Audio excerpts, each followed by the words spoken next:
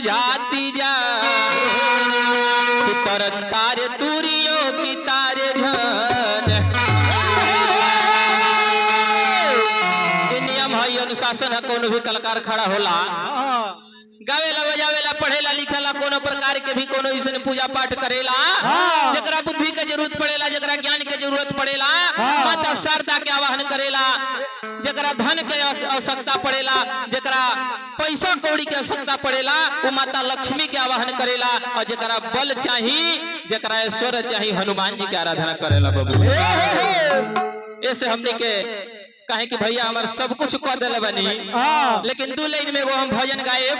ओकरा बाद एगो माई बाप का गीत गायब, ओकरा बाद हम राम विवाह के कथा शुरू करब ना जी। हाँ जी मनोज भैया कि क्या करने तू आया बंदे, क्या करके तू जाएगा, मुट्ठी बांध के आया रे पगले, हाथ पसारे जाएगा।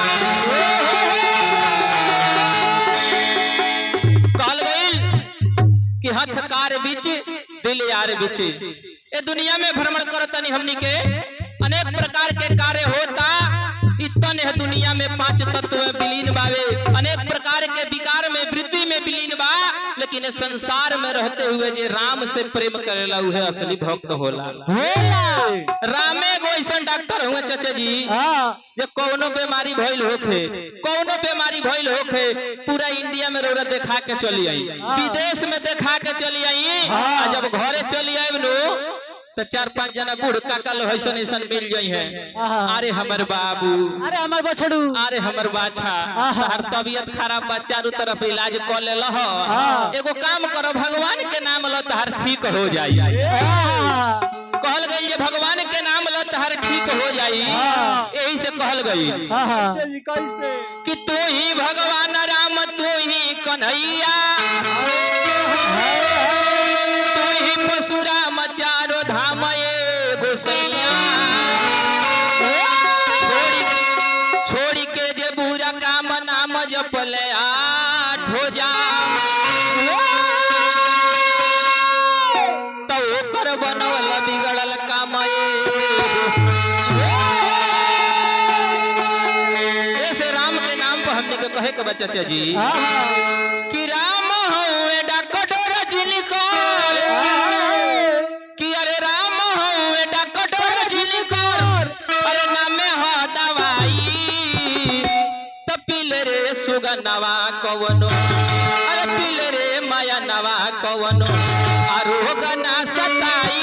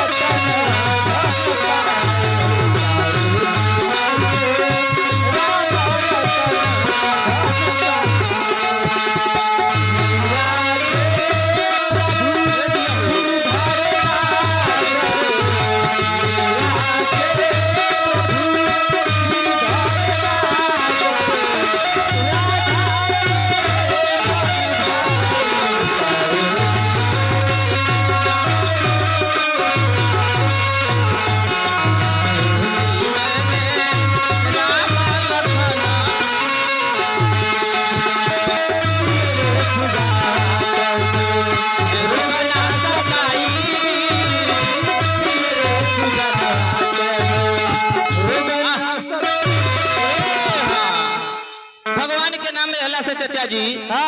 अनेक प्रकार के रोग विकृति शरीर में खत्म हो जाला, ऐसे भगवान के नाम लेवे के चाहिए, काहे कि भगवान के नाम लेहल ही जीव मात्र के एक उपदेश से बा ना जी। यह नाम के जपल तक के जपल सोनू बाबा के कि यही नाम के जपल रहली देख मीरा बाई, यही नाम के जपल रहली, यही नाम के जपल रहली देख मीरा बाई, यही नाम के जपल रहली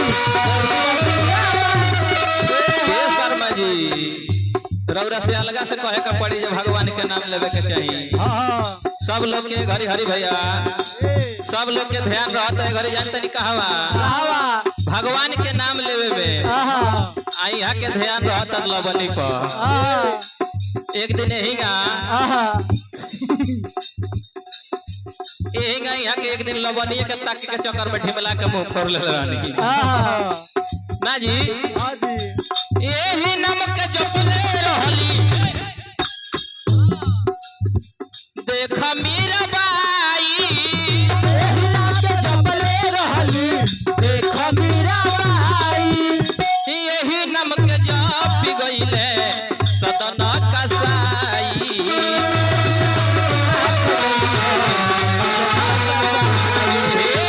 यही नमक जप गईले सदन कसाई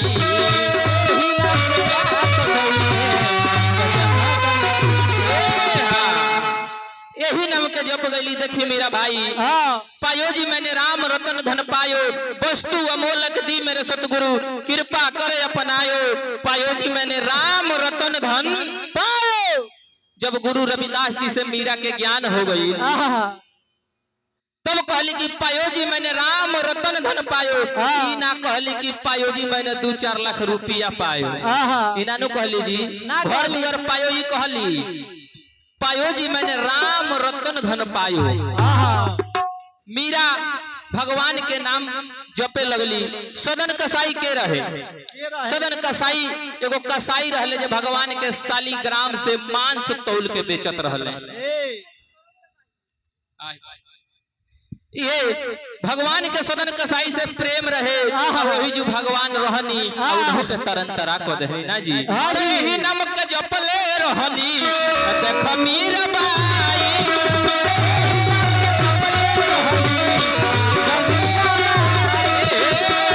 नमक जपले रहली देख मीरा बाई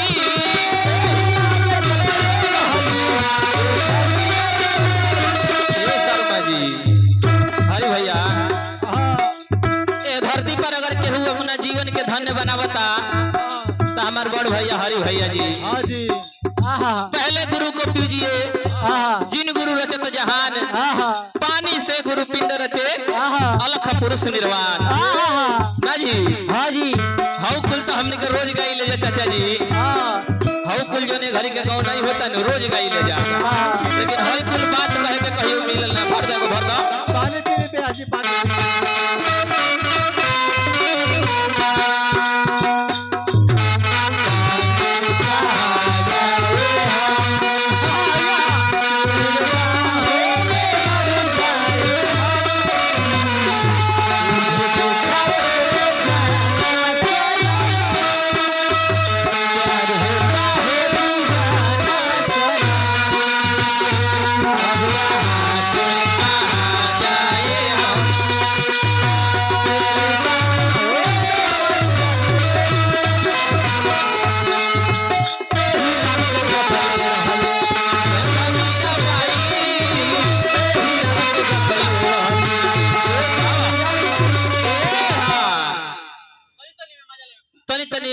आनंद देखी